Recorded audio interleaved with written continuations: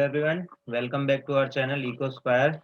सो आज हम लोग एक बहुत इंपॉर्टेंट टॉपिक कवर करने वाले हैं जो कि है इस ईयर का इकोनॉमिक सर्वे। ठीक है, तो आज आज की वीडियो में हम लोग इकोनॉमिक सर्वे के बारे में उसकी की हाइलाइट्स समझने वाले हैं कि क्या क्या इकोनॉमिक सर्वे होता है, उसके अंदर क्या क्या चीज़ें मेंशन होती है, क्यों वो एक इकोनॉमी के लिए ज़रूरी होता है, वो सारी चीज़ें हम यहाँ पर समझेंगे। ठीक है, तो चलिए स्टार्ट करते हैं।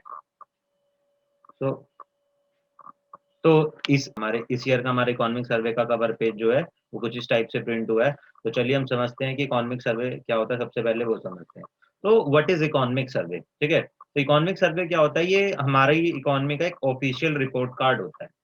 It is the official report card of the state of the economy, कि आपकी जो इकोनॉमी है वो उसका ये एक क्या है, ऑफिशियल रिपोर्ट कार्ड है। उसका क्या है, ये ऑफिशियल रिपोर्ट कार्ड है, जिसके अंदर जितने भी प्रोस्पेक्ट्स हैं और जितने भी पॉलिसी चेंजेस हैं कि क्या क्या पॉलिसी चेंजेस होने हैं, क्या क्या रिकमेंडेशंस होनी है, वो सारी चीजें मेंशन होती है। ठीक है, लाइक मतलब अगर आप बात करो कि प्रीवियस ईयर के अंदर जो भी इकोनॉमी के अंदर हुआ है, क्या क्या चेंजेस हुए, क्या क्या पॉलिसी रिकमेंडेशन थी, क्या सिचुएशन थी, वो सारी सिचुएशन जो है आपकी इकोनॉमी की, वो इस इकोनॉमिक सर्वे के अंदर प्रेजेंट की जाती है, मेंशन की जाती है। ठीक है, अगर हम बात करें इसका थोड़ा हिस्टोरिकल बैकग्राउंड की हम बात करें, तो फर्स्ट टाइम जो इकोनॉमिक सर्वे है वो 1950 से 51 के बीच में जो है आपका वो प्रेजेंट किया गया था। ठीक है, और 1964 तक आपका जो इकोनॉमिक सर्वे है और बजट जो है वो एक साथ प्रेजेंट किया जाता था, सेम डे। बट आफ्टर 1964 क्या हुआ, जो इकोनॉमिक सर्वे है वो बजट से एक दिन पहले प्रेजेंट किया जाने लगा लोकसभा के अंदर। ठीक है, तो 1964 तक वो एक साथ प्रेजेंट किए जाते थे,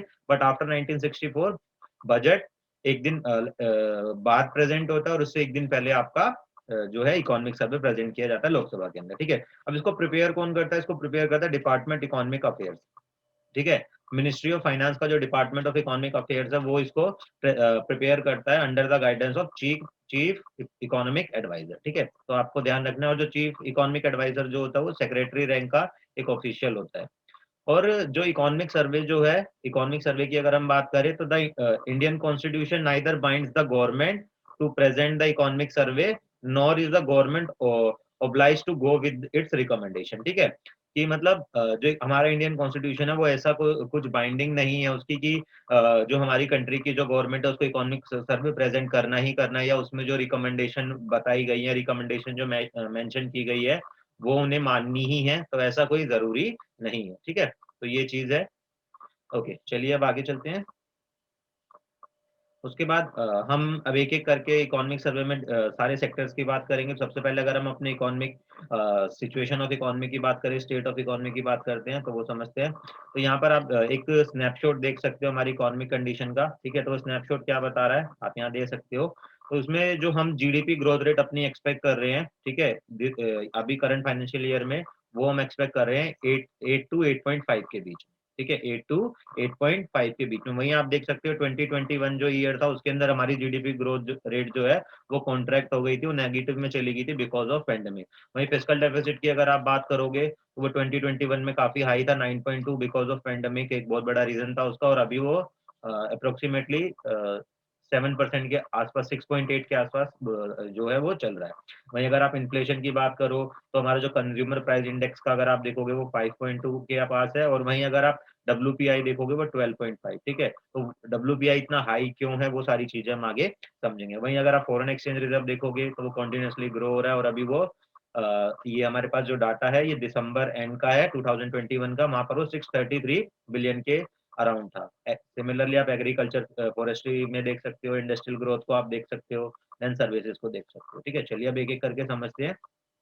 तो सबसे पहले हम की पॉइंट समझते हैं। तो उसमें क्या है, Indian economy estimated to grow by 9.2%। ठीक है, इन रियल टर्म्स इन 2021-22। ठीक है, तो फर्स्ट जो एडवांस एस्टिमेट था वहां पर एक्सपेक्ट किया गया था कि जो हमारी इकोनॉमी है वो 9.2% के से ग्रो करेगी, सब्सिक्वेंट टू कॉन्ट्रेक्शन ऑफ 7.3%। मतलब जो एक साल पहले कोविड के टाइम पे जब फर्स्ट टाइम लॉकडाउन लगा था, उस टाइम पर जब हमारी जीडीपी जो कॉन्ट्रैक्ट हुई थी 7.3% से, उसके बाद एक्सपेक्ट किया गया था कि हमारी इकोनॉमी जो है 9.2% की ग्रोथ रेट से ग्रो करेगी। ठीक है, बट जीडीपी प्रोजेक्टेड टू, और अभी हम जो जीडीपी प्रोजेक्ट करें कि हमारी जीडीपी जो ग्रो करेगी वो 8 से लेके 8.5% के अराउंड ग्रो करेगी, इस रेंज के बीच में ग्रो करेगी in real terms in this financial year. ठीक है, economic impact of second wave, जो कोविड का जो सेकंड वेव हुआ था, अगर हम उसके इकोनॉमिक इम्पैक्ट की बात करें, was much smaller than that during the full lockdown.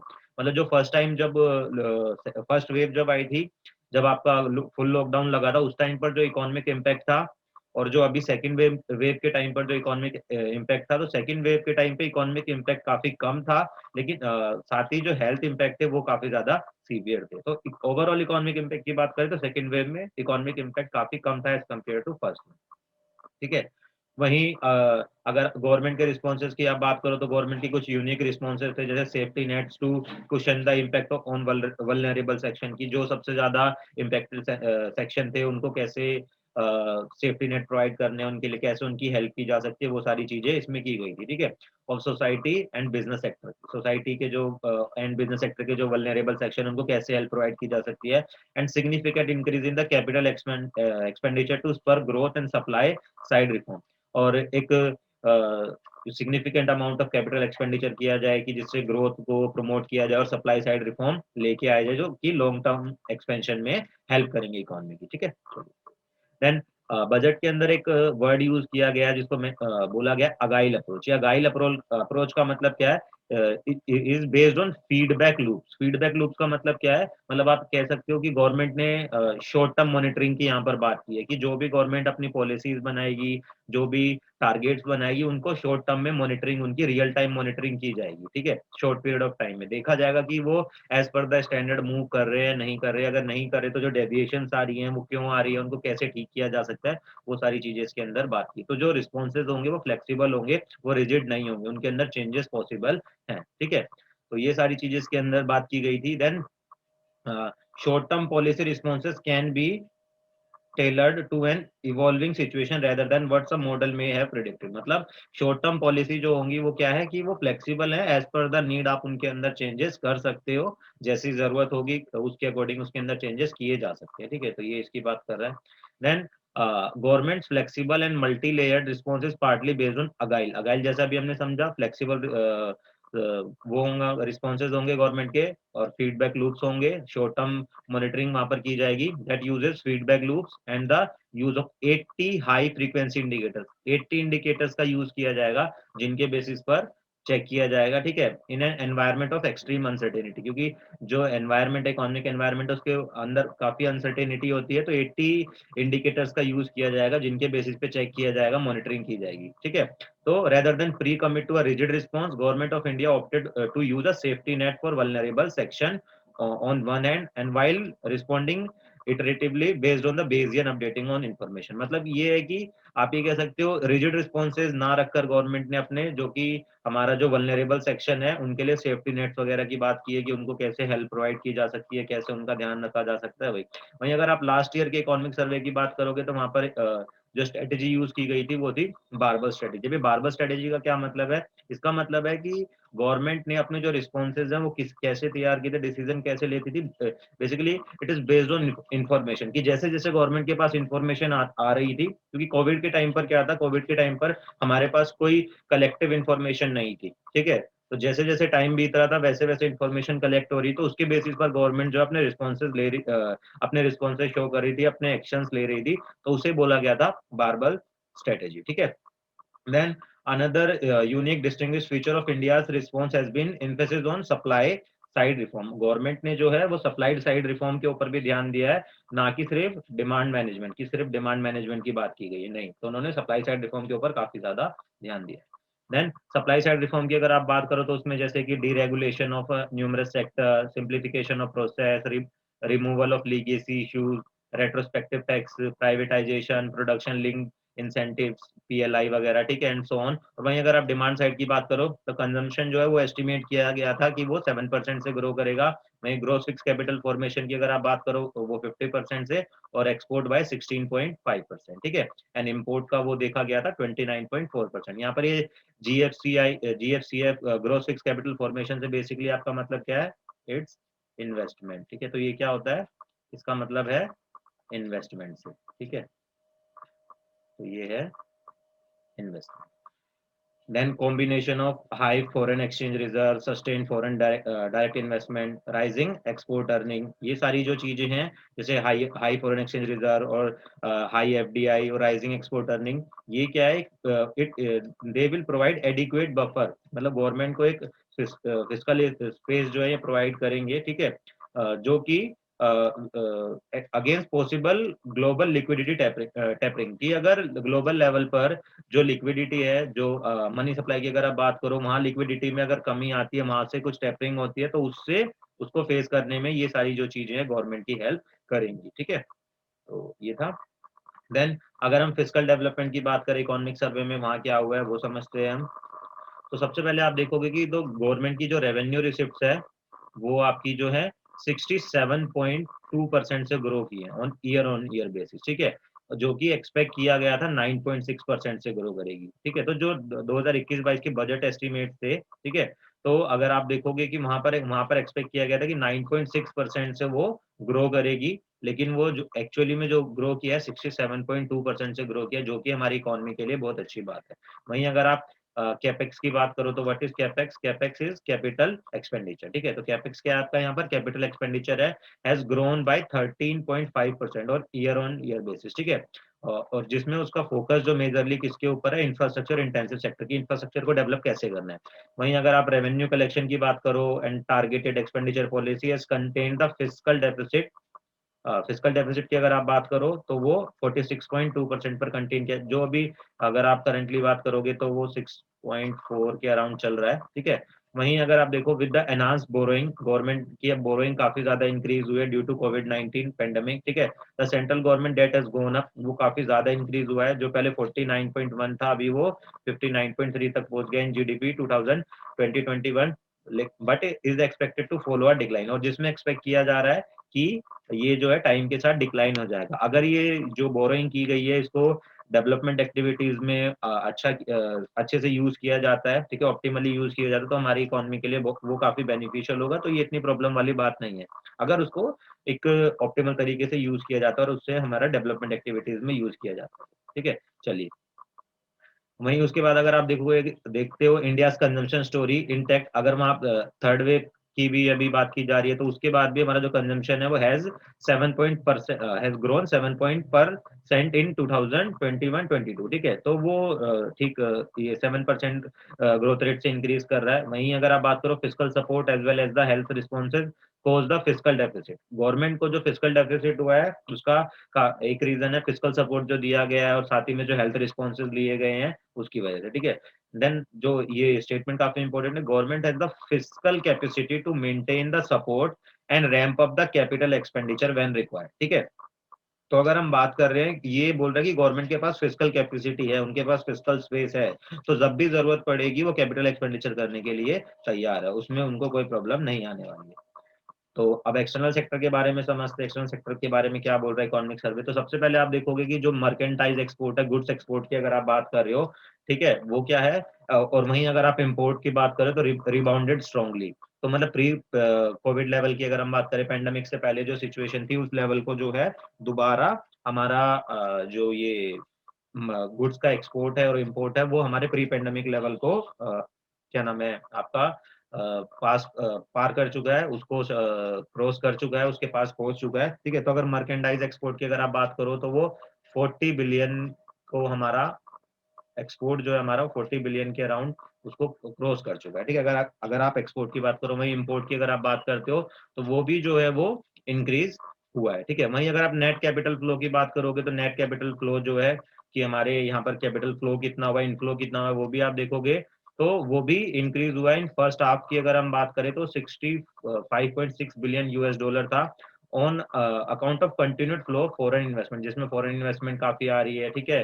वही revival in the next net external commercial boring हो गई, हाई बैंकिंग कैपिटल हो गई, ठीक है। देन स्पेशल ड्राइंग राइट्स आपके हो गए, इन सब की वजह से जो है हमारा कैपिटल इनफ्लो जो नेट कैपिटल फ्लो जो है इनफ्लो है हमारा काफी अच्छा है, ठीक है। वहीं इंडिया से एक्सटर्नल डेब्ट की आप बात करो तो जो बाहर से जो बोरोइंग की गई है वो भी काफी ज्यादा इंक्रीज हो गई है, और end September last year end September की अगर हम बात करें तो वो 556.8 बिलियन तक पहुंच गई है, जो कि एक साल मतलब एक साल के अंदर आपका काफी ज्यादा इंक्रीज हुआ है कि पहले वो जो 56.8 बिलियन थी एक साल पहले, अभी वो 593.1 बिलियन हो गई है, ठीक है। तो ये सारी चीजें हैं। देन अगर फॉरेन एक्सचेंज रिजर्व की आप बात करोगे तो वो हमारा कॉन्टिन्यूसली ग्रो कर रहा है, और अभी दिसंबर एंड की अगर हम बात करें तो वो 633.6 बिलियन तक हमारा पहुंच गया था, ठीक है। और एंड नवंबर की अगर हम बात करें 2021 में नवंबर के एंड तक इंडिया जो है fourth largest forex reserve holder बन गया था आफ्टर चाइना,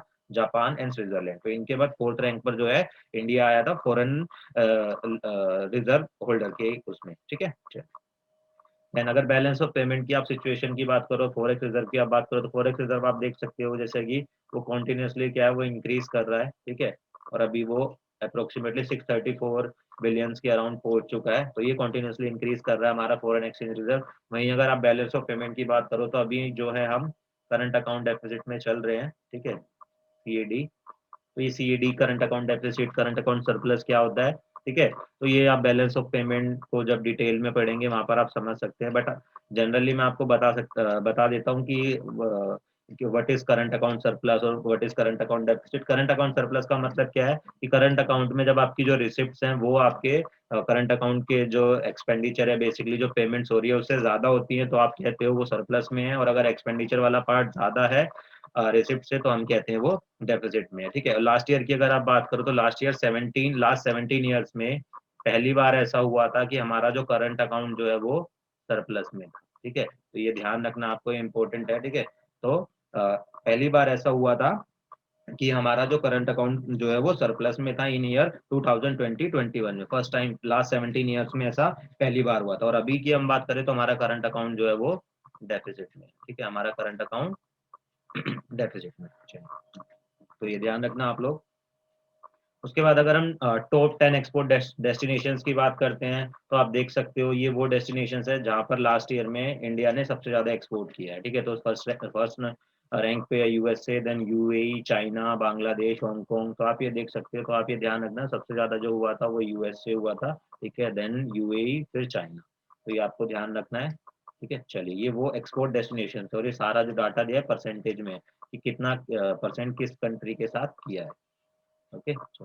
अब हम बात करते हैं इन्फ्लेशन सिचुएशन क्या थी, मॉनेटरी मैनेजमेंट कैसा है, फाइनेंशियल इंटरमीडिएशन क्या है, वो सारी चीज़ों की हम बात करते हैं। चलिए वो समझते हैं। तो अगर आप लिक्विडिटी की बात करो कि इकोनॉमी के अंदर लिक्विडिटी की क्या सिचुएशन थी, liquidity basically related to what, money supply. तो वो सरप्लस में है, जिसके लिए आरबीआई ने क्या किया था, जो रेपो रेट को है वो 4% पे मेंटेन करके रखा था। रेपो रेट कौन सा रेट होता है?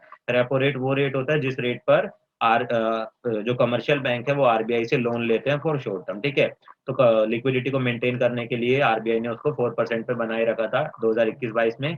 वहीं आरबीआई ने कुछ और मेजर्स भी लिए थे, जैसे जी सिक्योरिटी एक्विजिशन प्रोग्राम भी बेसिकली आपका ओपन मार्केट ऑपरेशन के अंदर आते हैं, कि उसमें क्या करती है आरबीआई जो है गवर्नमेंट सिक्योरिटीज को की बाइंग एंड सेलिंग करती है मार्केट से, ठीक है। तो एक्विजिशन प्रोग्राम में गवर्नमेंट ने क्या किया, मार्केट के अंदर से जो गवर्नमेंट सिक्योरिटीज है उनको खरीद लिया। अब उनके रिटर्न में गवर्नमेंट क्या करती है, जो आरबीआई है वो क्या करता है, पेमेंट करता है। तो जब मार्केट के अंदर पैसा जाएगा मनी सप्लाई इंक्रीज होगी, तो ये गवर्नमेंट ने किया था। देन आरबीआई ने किया था। देन एक आरबीआई ने जो है एलटीआरओ करके, LTRO operation long term repo operation भी इंट्रोड्यूस किए थे टू प्रोवाइड फर्दर लिक्विडिटी। ये बेसिकली क्या है कि अगर जो कमर्शियल बैंक हैं उनको 1 to 3 ईयर के लिए अगर लोन लेना है तो इसके अंदर वो लोग लोन ले सकते थे, ठीक है। तो ये था। देन उसके बाद कमर्शियल बैंक जो उन्होंने काफी अच्छा परफॉर्म किया है इकोनॉमिक शॉक जो हुआ था ड्यू टू पेंडेमिक, उसको मैनेज करने में। आप देख सकते हो बैंक क्रेडिट जो है वो काफी अच्छे से ग्रो हुआ था, ठीक है। तो ये आपका बैंक क्रेडिट ग्रोथ रेट जो है वो काफी अच्छे से ग्रो किया था, जैसे परसेंटेज दी गई है आप यहाँ पर देख सकते हो। देन अगर आप बात करो ग्रोस नॉन परफॉर्मिंग असेट जो एनपीओ होते हैं वो भी हमारा डिक्लाइन हुआ है, जो कि हमारी इकोनॉमी के लिए काफी अच्छी बात है, ठीक है, जो कि काफी अच्छी बात है। जो 2017-18 के एंड में 11.2% पे था, अभी वो 2021 सितंबर की बात करें तो 6.9 है, तो उसके अंदर डिक्लाइन हुआ है, जो कि हमारी इकोनॉमी के लिए काफी अच्छी बात है, ओके।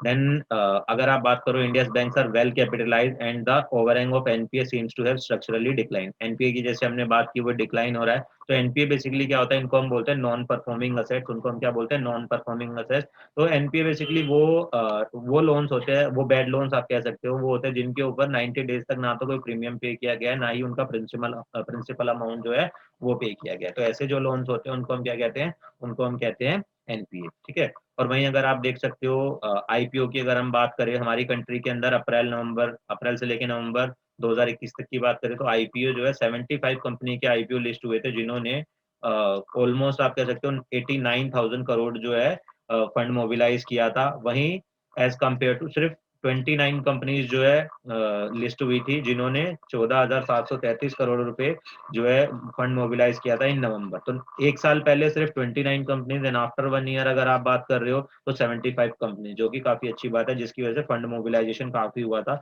और ग्रोथ आप देख सकते हो कितना राइज हुआ था, ठीक है। और the tremendous response by all categories of investors in IPO companies was reflective, ठीक है। तो ये जो लोगों का भरोसा आईपीओ में या वहां पर उन्होंने इन्वेस्टमेंट करना स्टार्ट किया वो सिर्फ कॉन्फिडेंस इन मार्केट नहीं था, बट दैट जो कॉर्पोरेट सेक्टर है उनकी परफॉर्मेंस भी काफी अच्छी थी, जिससे लोगों को भरोसा था कि इकोनॉमी जो है लॉन्ग रन में अच्छा परफॉर्म करेगी और उनको वहां से बेनिफिट होगा, ठीक है। चलिए अगर हम यहाँ पर इन्फ्लेशन की बात करते हैं तो आप देख सकते हैं जो हमारा ये कंज्यूमर प्राइस इंडेक्स के अकॉर्डिंग हम देखें तो हमारा जो सीपीआई है वो हमारे टॉलरेंस बैंड के अंदर है, तो वो प्रॉब्लम वाली बात नहीं है, वो अभी 5.6 है। लेकिन अगर हम डब्ल्यूपीआई की बात करें तो वो हमारा टॉलरेंस बैंड से काफी बाहर है। तो ये इतना बाहर क्यों है, इसका क्या रीजन है, उसकी हम बात करते हैं, वो समझते हैं, ठीक है। चलिए तो देखिए तो CPI inflation is within the targeted tolerance जैसे मैंने बोला, but WPI inflation has been running in a double digit. लेकिन जो डब्ल्यूपीआई है आपका वेटेड प्राइस इंडेक्स जो है वो आपका डबल डिजिट में रन कर रहा है, and even though that is partly due to the base effect. उसका एक रीजन क्या है, बेस इफेक्ट। बेस इफेक्ट मतलब क्या है कि जो प्रीवियस ईयर में आप देख रहे हो यहाँ पर, जैसे आप डायग्राम के अंदर देखोगे प्रीवियस ईयर में अगर आप देखो यहाँ पर 2020 के अंदर, तो यहाँ वैल्यू इतनी है डब्ल्यूपीआई की, ठीक है। तो अब जो ये ईयर ऑन ईयर बेसिस पे कंपेयर किया जाता है तो यहाँ वैल्यू काफी लो है और यहाँ वैल्यू काफी हाई है। तो जब हम यहाँ बेस इफेक्ट को देखेंगे तो वो काफी ज्यादा हाई आएगा, तो इसका एक रीजन ये है, ठीक है। देन एक जो वर्ड यूज किया गया वो है इम्पोर्टेड इन्फ्लेशन, और एक जो डब्ल्यूपीआई का हाईयर होने का रीजन है वो है इम्पोर्टेड इन्फ्लेशन, क्योंकि इंडिया जो है काफी सारे लाइक जो पेट्रोलियम प्रोडक्ट्स है और वो सारी जो एनर्जी रिसोर्सेज है वो काफी ज्यादा इंपोर्ट करता है बाहर से, तो उनका प्राइस ग्लोबली इंटरनेशनल लेवल में एलिवेट हुआ, इंक्रीज हुआ, उसकी वजह से भी जो उन प्रोडक्ट्स के प्राइस इंक्रीज हुए हैं तो इकोनॉमी के अंदर इन्फ्लेशन इंक्रीज हुई है, तो ये इम्पोर्टेड इन्फ्लेशन उसको कहा गया। तो उसके बाद उसके लिए ज्यादा चिंता वाली बात नहीं है, वो टाइम के साथ सिचुएशन ठीक हो जाएगी, तो वो बोला गया है, तो does not need to worry, ठीक है। एंड इन्फ्लेशन की अगर आप बात करो, inflation in fuel and power अगर आप देख रहे हो तो group of WPI was above 20%, reflecting higher international petroleum prices. ये इसका रीजन यही है कि वो हायर इंटरनेशनल पेट्रोलियम प्राइजेस हो रखे हैं, तो उसके कारण से, ठीक है। Although the high WPI inflation is partly due to the base effect that will even out, जो कि टाइम के साथ ठीक हो जाएगा। इंडिया को ज्यादा टेंशन की जरूरत नहीं है, टेंशन लेने की जरूरत नहीं है। इम्पोर्टेड इन्फ्लेशन जैसे अभी मैंने बताया, ठीक है, और जो कि वो ग्लोबल प्राइजेस की वजह से हो रहा है, वो टाइम के साथ सिचुएशन ठीक हो जाएगी। देन एग्रीकल्चर फूड मैनेजमेंट की अगर हम बात करें तो आप देख सकते हो agriculture and allied sector have been the least impacted by the pandemic. एक एग्रीकल्चर एंड अलाइड सेक्टर ही ऐसा सेक्टर था जो पेंडेमिक के टाइम पे सबसे कम इफेक्टेड था ड्यू टू कोविड, सबसे कम इफेक्टेड था ड्यू टू कोविड। बाकी आप सर्विसेज की बात करो, इंडस्ट्रियल सेक्टर की बात करो, वो काफी ज्यादा इम्पैक्टेड थे, उनकी ग्रोथ जो है वो नेगेटिव में पहुंच गई थी, ठीक है। And the sector is expected to grow by 3.9% in 2021, ठीक है, मतलब 2021-22 में जो अगर आप बात करो तो वहां पर इसको एक्सपेक्ट किया गया था कि उसकी जो ग्रोथ रेट है वो 3.9% के अराउंड होगी, after growing 3.6% in the previous year. वहीं जो 2020 के अंदर जो है वो 3.6 के अराउंड चल रही थी, एक साल बाद उसको एक्सपेक्ट किया गया था कि वो और अच्छे से ग्रो करेगा, ठीक है।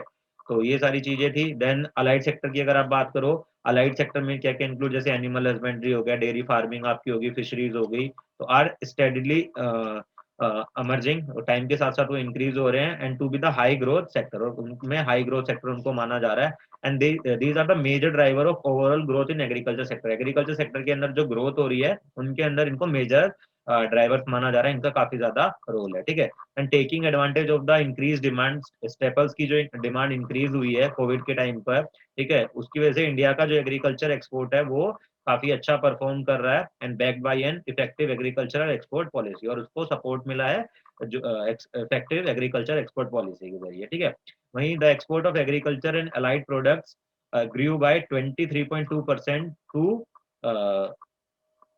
31 billion dollar during the time period April to November 2020 over the corresponding period by 35% over April to November 2019, surpassing the pre pandemic level, जो कि अब प्री पेंडेमिक लेवल को सरपास कर चुका है। ठीक है, चलिए।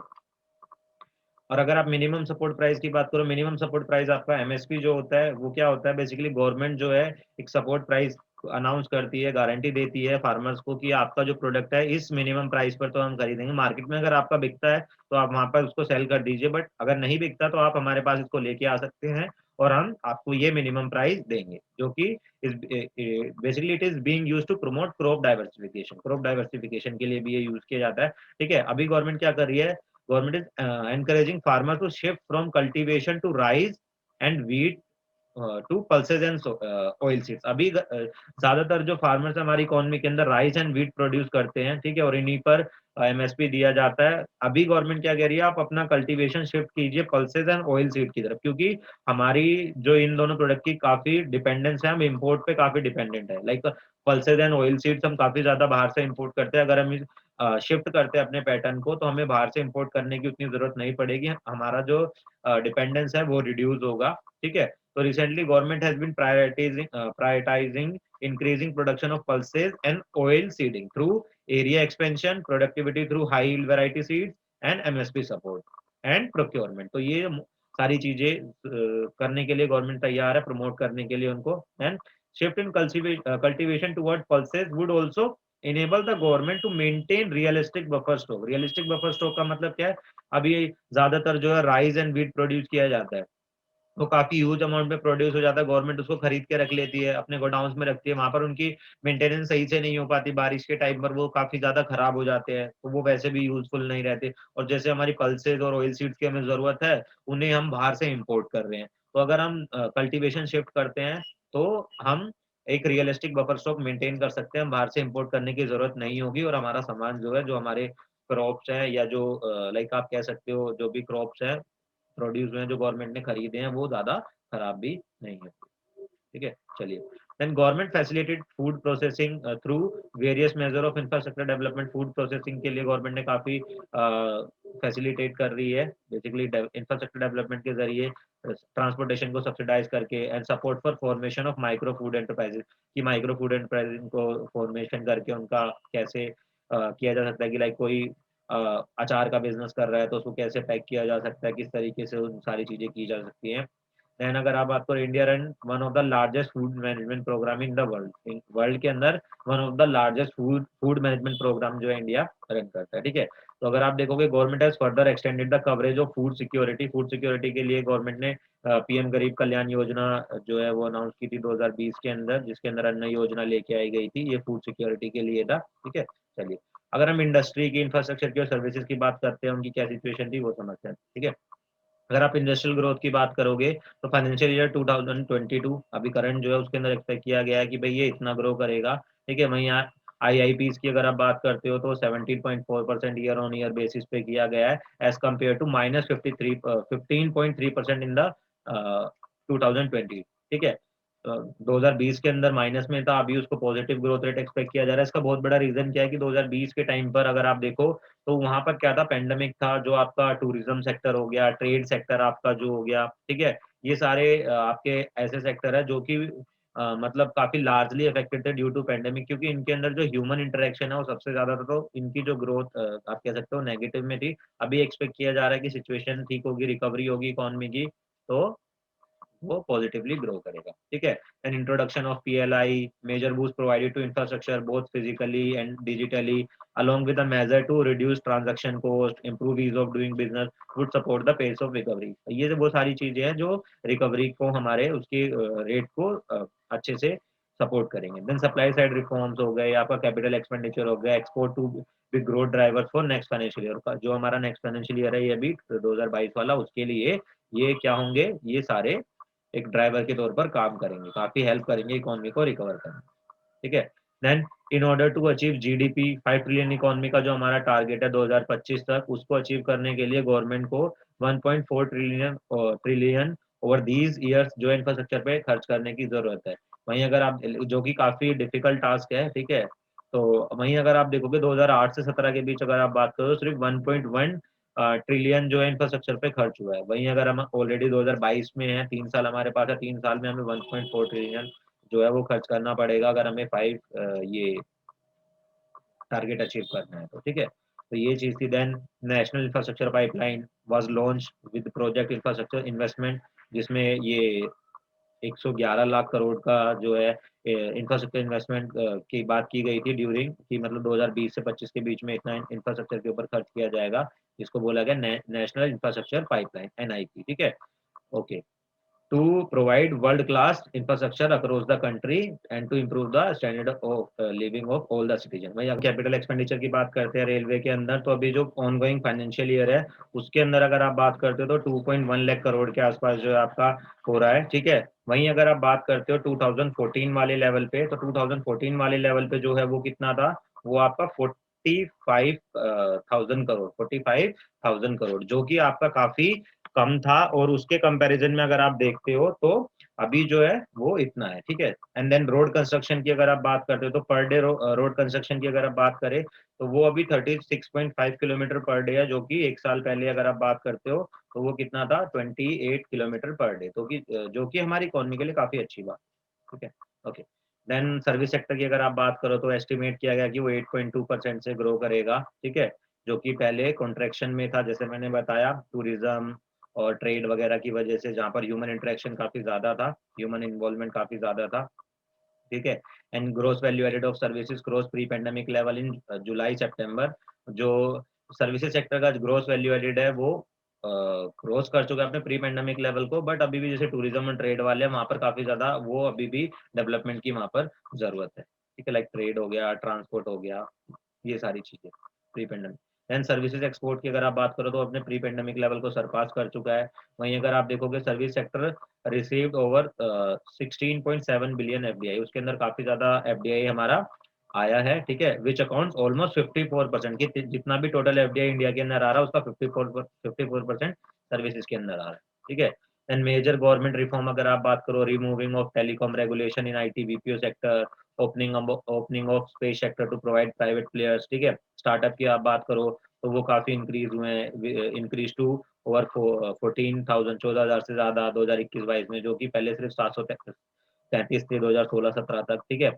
As a result India became the third largest startup ecosystem after US and China, US China के बाद third largest startup ecosystem India बन गया है, ठीक है।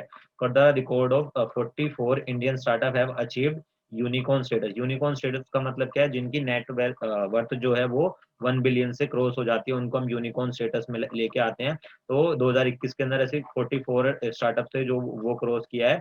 अभी टोटल 83 स्टार्टअप जो है इंडिया के अंदर ऐसे हैं टोटली, ठीक है।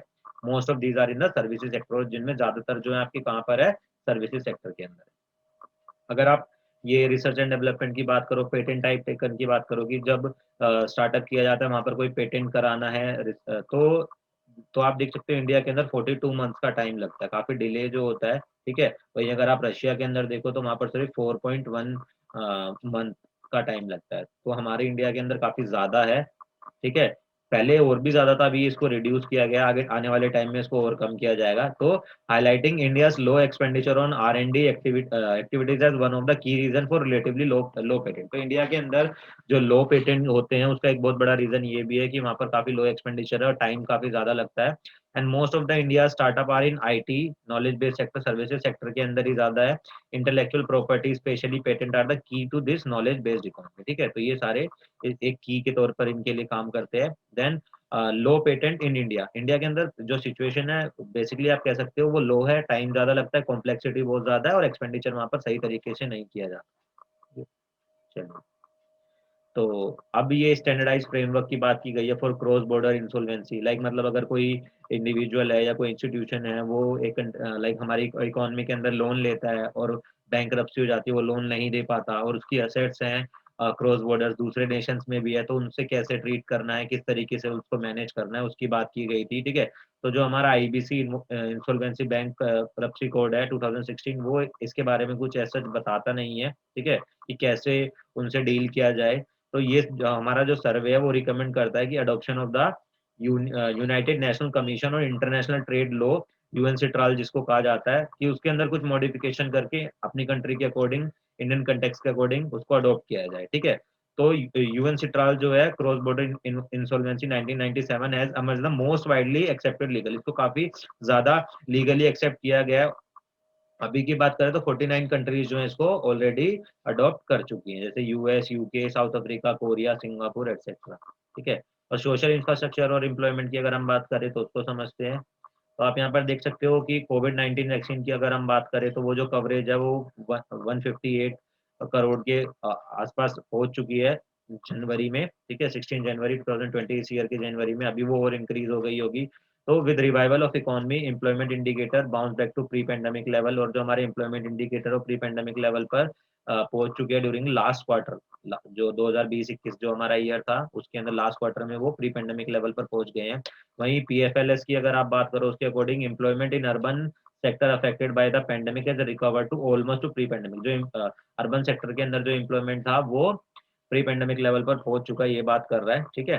चलिए, देन अगर आप बात करते हो किसकी, increase allotment of fund, MNREGA scheme की अगर आप बात करते हो तो मनरेगा स्कीम आपकी जो है, उन्होंने काफी ज्यादा, मनरेगा स्कीम एक ऐसी स्कीम है जो रूरल एरिया के अंदर अगर आप बात करते हो तो, या जो अनस्किल्ड लेबर जो है उनकी बहुत ज्यादा हेल्प की है, उनकी बहुत ज्यादा हेल्प की है मनरेगा स्कीम ने ड्यूरिंग द लॉकडाउन पेंडेमिक, ठीक है। तो increase allotment of fund to Mahatma Gandhi national rural guarantee scheme to provide buffer for unorganised labour in rural area में उनके काम के लिए, ठीक है। चलिए, अब आगे चलते हैं, नेक्स्ट समझते हैं। Then as per the NFHS national family health survey, जो टोटल फर्टिलिटी रेट है वो आपका अब 2 पर पहुंच गया है, जो पहले क्या था आपका, जो पहले 2.2 के अराउंड था, ठीक है। तो वो आपका रिप्लेसमेंट लेवल से भी लो आ गया, रिप्लेसमेंट लेवल से भी कम आ गया, जो कि आपके लिए काफी अच्छी बात है। वहीं अगर आप हमारी बेसिकली हमारी इकोनॉमी के लिए काफी अच्छी बात है। इन्फेंट मोर्टेलिटी रेट की अगर आप बात करो तो इसका मतलब क्या है कि पर 1000 बिलो 1 ईयर के जो बच्चे हैं उनकी जो डेथ हो जाती है before achieving 1 year of age, उसे इन्फेंट मोर्टेलिटी रेट के अंदर लिया जाता है। एंड अंडर 5 मोर्टेलिटी रेट की अगर आप बात करो, इंस्टीट्यूशनल बर्थ हैव इम्प्रूव्ड, वो सिचुएशन भी आपकी इम्प्रूव हुई है। और सोशल सर्विसेज पे अगर आप एक्सपेंडिचर की बात करो, ठीक है, तो वो भी इंक्रीज हुआ है, जो पहले 6.2% था 2014-15 तक, अब वो 8.6% हो गया है, जो कि काफी अच्छी बात है, ठीक है। इकोनॉमी की डेवलपमेंट में हेल्प करेगा। देन अगर आप टैप वाटर कनेक्शन की बात करो, उसमें एक्सेस की बात करो, तो इंडिया के अंदर 83 डिस्ट्रिक्ट ऐसे हैं जो हर घर जल डिस्ट्रिक्ट बन चुके हैं, मतलब कंप्लीटली 100% हर एक घर के अंदर टैप वाटर कनेक्शन वहां पर पहुंच चुका है। तो अभी वो 83 डिस्ट्रिक्ट हमारी इकोनॉमी के अंदर ऐसे हैं, इंडिया के अंदर ऐसे हैं, ठीक है। ओके, अगर आप सस्टेनेबल डेवलपमेंट की बात करते हैं, क्लाइमेट चेंज से रिलेटेड बात करते हैं, तो उसको समझते हैं, ठीक है। तो यहाँ पर आप देख सकते हो, तो इंडिया की अगर हम बात करें तो नीति आयोग के जो सस्टेनेबल डेवलपमेंट गोल्स है, जो इंडिया का इंडेक्स है, डैशबोर्ड है, उसमें उनकी कंडीशन जो है इम्प्रूव हुई है, ठीक है। 66 पर वहां पर है, जो पहले 60 थी इन 2019-20, और 18-19 में 57 थी, तो और अभी पिछले ईयर में वो इतनी पहुंची, जो कि काफी अच्छी बात है, ठीक है। वहीं अगर आप देखो तो India is the 10th largest forest area in the world, world के अंदर 10th largest forest area India का है, ठीक है। और इन 2020 India rank 3rd globally in increasing its forest area को इंक्रीज करने में इंडिया की जो रैंक है वो 3rd ग्लोबली, इंटरनेशनल लेवल पर अगर आप बात करो तो the forest cover 24% of India total geographical, तो इंडिया का जितना एरिया है उसका 24% फॉरेस्ट कवर है। और वर्ल्ड लेवल पे बात करें तो वर्ल्ड का जितना टोटल फॉरेस्ट एरिया है उसमें से 2% इंडिया के अंदर है, ठीक है। चलिए, तो अब जैसे ये कुछ और चीजें थी, अगस्त 2021 में किया गया था plastic waste management amendment rule, ठीक है, वो लेके आया गया था to reduce the single use plastic, phase out करने के लिए उसको। Then compliance status of grossly polluting industry, Ganga main stream के अंदर अगर आप बात करो तो जो पहले 39% थी 2017 में, अब वो 81% हो गई है, अच्छी, काफी अच्छी बात है। और वही need to start one world movement life, ठीक है, लाइफ स्टाइल फॉर एनवायरमेंट, जिसकी बात हमारे पीएम ने COP26 के अंदर भी की थी कि कैसे हमें करना है, ठीक है। Urging mindful deliberate utilisation of instead of mindless and destructive consumption, कि हमारा जो कंजम्पशन पैटर्न है उसको कैसे हमें ध्यान में रखते हुए, एनवायरनमेंट को ध्यान में रखते हुए उसको यूटिलाइज करना है, कैसे हमें यूज करना है, ठीक है, ऐसे डिस्ट्रक्टिव तरीके से नहीं करना। Then energy crisis being experience by Europe, Europe के अंदर जैसे एनर्जी क्राइसिस हुए हैं, उन्होंने जो अपने कन्वेंशनल सोर्सेज थे उनको एकदम से चेंज करके वो लाइक बंद करने की बात की कि उनको यूज नहीं किया जाएगा, फिर उसकी वजह से उनकी गैस पे डिपेंडेंस काफी ज्यादा बढ़ गई, ठीक है। तो ऐसा इंडिया की सिचुएशन में हम ऐसा नहीं कर सकते, क्योंकि इंडिया के अंदर भी काफी ज्यादा हायर लेवल पे कन्वेंशनल सोर्सेज यूज किए जाते हैं, ठीक है। तो क्योंकि फॉसिल फ्यूल वगैरह जो है वो काफी इंपॉर्टेंट पार्ट है, तो हमें एक मिक्स स्ट्रेटेजी जो है, डाइवर्सिफाइड मिक्स्ड सोर्सेज हमें यूज करने पड़ेंगे, ठीक है। तो focus should be laid on building storage for intermittent electricity generation from solar PV and wind farms, ये सारी चीजों पे हमें ध्यान रखने की जरूरत है, ठीक है।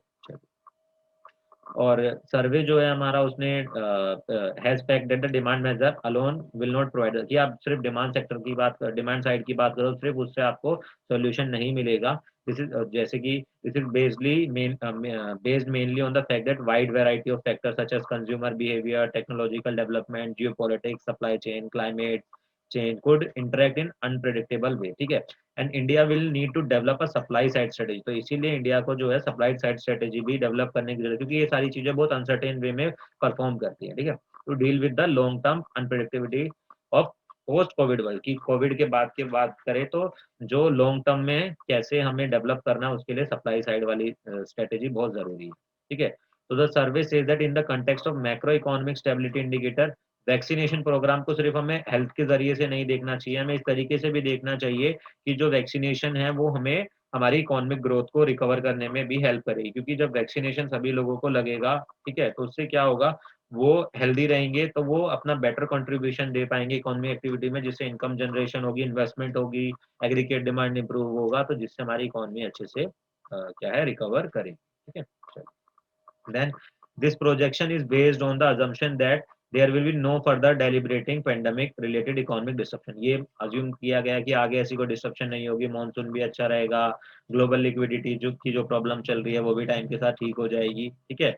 एंड ग्रोथ इन 2022, मतलब अभी जो करंट फाइनेंशियल ईयर जो चल रहा है उसके अभी जो स्टार्ट होगा आफ्टर मार्च अप्रैल से 2022 में, ठीक है, उसकी अगर हम बात करें तो will be supported by the wide spread vaccine coverage, gains from supply side reforms and ease of regulation and export growth and availability of fiscal space, ramp up the capital spending, ये सारी चीजें help करेंगी हमारे growth में, ठीक है। चलिए, then even the sharp increase in capital spending by the government can be seen both the demand and supply enhancing response at it create infrastructure capacity for future growth, ठीक है। तो क्योंकि इंफ्रास्ट्रक्चर कैपेसिटी अगर improve होगी, वो अच्छा होगा, तो उससे हमारी फ्यूचर ग्रोथ होगी, तो जो हमारा कैपिटल स्पेंडिंग में इंक्रीज हुआ वो आप इस तरीके से देख सकते हो, ठीक है। तो ये सारी चीजें बात की गई है। देन उसके बाद आगे चलते हैं हम। तो अगर आप देखो कि जो कंजम्पशन पैटर्न है वो ग्रो हमें 7.6% से हमारा ग्रो कर रहा है, जिसने हमारे प्री पेंडेमिक लेवल को क्रॉस कर दिया, सरपास किया। गवर्नमेंट स्पेंडिंग की बात करें, वहीं प्राइवेट स्पेंडिंग की अगर आप बात करते हो, it is also estimated to have improve significantly to recover 97% of the corresponding pre pandemic output level. ये एस्टिमेट किया जा रहा है कि जो प्री पेंडेमिक लेवल था वहां पर जो हमारा प्राइवेट कंजम्पशन था उसका हम ऑलमोस्ट 97% रिकवर कर लेंगे, ठीक है। And the privatization of Air India has been particularly important, not only in terms of garnering disinvestment proceed but also for boosting the privatization drive, ठीक है। तो सिर्फ डिसइन्वेस्टमेंट के पर्पज से वो इम्पोर्टेंट नहीं था, प्राइवेटाइजेशन ड्राइव को बूस्ट करने के लिए भी उसको इम्पोर्टेंट माना गया, किसको, एयर इंडिया का जो प्राइवेटाइजेशन हुआ। Then expenditure policy of the central government during 2021-22 has a strong emphasis on capital expenditure, capital expenditure पे वहां पर काफी ज्यादा फोकस किया गया है। Then the fiscal deficit budgeted in the current year was more realistic as it brought in several off-budget items to within the budget allocation, such as the food subsidy requirement। तो जैसे food subsidy requirement वगैरह की वजह से जो है आपका काफी ज्यादा रियलिस्टिक ये हुआ है आपका डेफिसिट, तो आप ये कह सकते हो, ठीक है। चलिए, तो ये था हमारा इकोनॉमिक सर्वे की हमारी जो सारी हाइलाइट्स थी डिफरेंट सेक्टर्स के अकॉर्डिंग, कि लाइक इंडस्ट्रियल सेक्टर में क्या है, सर्विसेज सेक्टर में क्या है, फिजिकल डेवलपमेंट की क्या सिचुएशन थी, वो सारी चीजें हमने यहाँ पर पढ़ी। वीडियो आप देख सकते हो। अगर आपको ये कंटेंट जो है, ये वीडियो इन्फॉर्मेटिव लगती है, अच्छी लगती है, तो इस वीडियो को आप ज्यादा से ज्यादा शेयर कीजिए अपने फ्रेंड्स के साथ, ठीक है, अपने ग्रुप्स में जहाँ भी आप शेयर कर सकते हैं मैक्सिमम इसको शेयर कीजिए, चैनल को सब्सक्राइब कीजिए, और आपको वीडियो कैसी लग रही है उसका फीडबैक देने के लिए कमेंट जरूर कीजिएगा, जैसी भी आपको वीडियो लगती है, ठीक है। Thank you.